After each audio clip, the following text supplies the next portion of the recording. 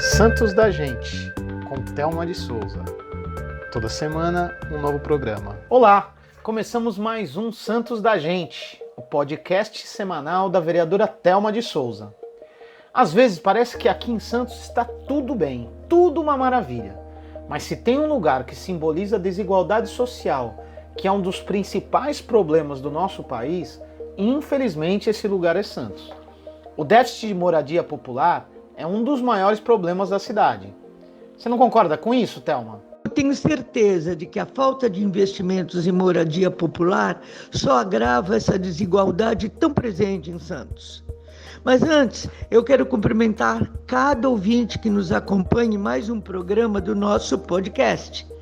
Olha, poucas cidades retratam de forma tão clara, tão nítida, a concentração de renda como Santos. De um lado, o sexto melhor IDH do Brasil, Índice de Desenvolvimento Humano, não é? Do Brasil. O principal porto da América Latina e o maior jardim de orla do mundo.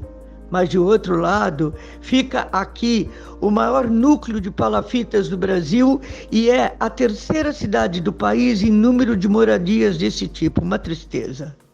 Mais de 11 mil famílias vivem em áreas de risco e vimos há poucos meses uma tragédia causada pelas chuvas que acabaram vitimando 10 pessoas e desobrigou centenas de famílias nessas condições. A falta de políticas municipais de inclusão social e de habitação popular explicam boa parte dessa realidade. Infelizmente, a Prefeitura, ao invés de apresentar programas habitacionais consistentes, prefere o caminho inverso. A tal ponto que apresentou no final do ano um projeto de lei para que a política habitacional seja praticamente repassada para a iniciativa privada. Não sei em que planeta que se dá para acreditar que as construtoras vão lucrar menos para construir casas para a população mais carente, como tenta defender a atual gestão. E lá na Câmara, o que você tem feito para debater alternativas que coloquem toda essa questão da desigualdade e da moradia popular na pauta da cidade? Eu tenho cobrado muito e denunciado a falta de comprometimento do município com esse setor. Na semana retrasada, por exemplo, eu exigi providências da Coab e da CDHU para reverter o reajuste em plena pandemia de quase 40% na prestação dos imóveis do conjunto Santos Ó, lá no Jardim São Manuel. Além de denunciar e cobrar, que é parte do meu trabalho, eu tenho apresentado propostas importantes para que a cidade formule políticas mais ousadas para enfrentar o déficit habitacional.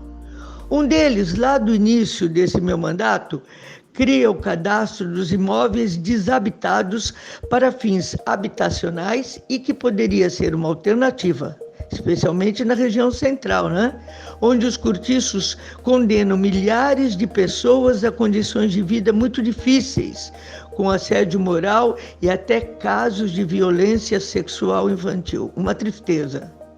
No podcast da semana passada, falamos de meu projeto de lei que destina recursos e contrapartidas das obras privadas para a construção de habitação popular e também revitalização de áreas mais pobres. Imagina se pelo menos parte dos recursos, como aqueles usados na obra da Ponta da Praia, pudesse ser usado para a construção de moradias. Quantos poderiam ter sido feitos, Os benefícios não podem continuar concentrados somente na orla e em bairros mais ricos, que já possuem qualidade de vida. Outro pilar de nossa atuação é no apoio às lutas para regularizar áreas onde vivem milhares de famílias, ajudando a organizar os moradores que estão conseguindo avanços a despeito da omissão do poder público. Os núcleos Boa Vista, Vila Israel e principalmente Vila Resistência, lá no Morro Santa Maria, têm alcançado resultados significativos, apesar da falta de apoio da Prefeitura. A Vila Resistência, ao que tudo indica, vai conseguir regularizar a situação do local com o repasse de parte do terreno por parte do proprietário para os moradores. Aliás, para isso, é preciso reconhecer o trabalho e a dedicação de Aline Gonçalves, presidente da Associação de Moradores, que tem liderado todo esse processo. E falando na Aline, lá da Vila Resistência, vamos ouvi-la agora sobre essa luta e esse trabalho que ela vem fazendo lá na comunidade.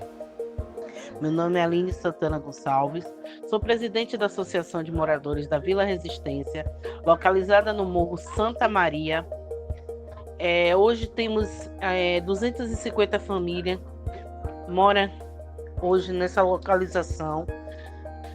Foi muita luta, foi 7 anos de muita luta, de muita dificuldade, de persistência, de idas e vindas, de batalha, e onde a gente, graças a Deus, hoje tentando regularizar a Associação de Moradores através da vereadora Thelma, onde ela está assim, vindo nos ajudar a regularizar a Associação de Moradores, pois o que se dizia dono do terreno fez a doação, quer fazer a doação do terreno para a Associação de Moradores, para que venha hoje regularizar a moradia de cada pessoa que mora aqui, dessas 250 famílias. A expectativa que eu creio que essa luta a gente chegue lá. Próximo passo agora é correr atrás de fazer o desmembramento do terreno para cada um ter o seu pedacinho de terreno. É o que a gente estamos correndo atrás.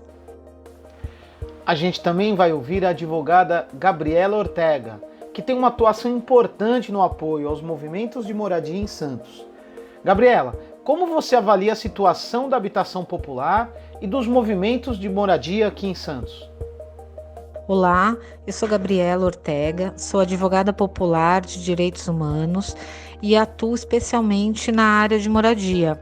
Eu atuo tanto judicialmente nas ações de reintegração de posse, quanto extrajudicialmente, tentando uma mediação ou pensando soluções junto com os movimentos sociais para a questão da habitação na nossa região.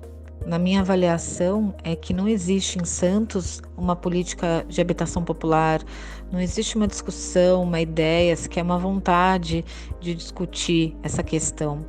Por onde eu acompanho alguns processos, seja nos diques, seja nos morros, Jardim Piratininga, enfim, os problemas são recorrentes, né? Os problemas são os mesmos.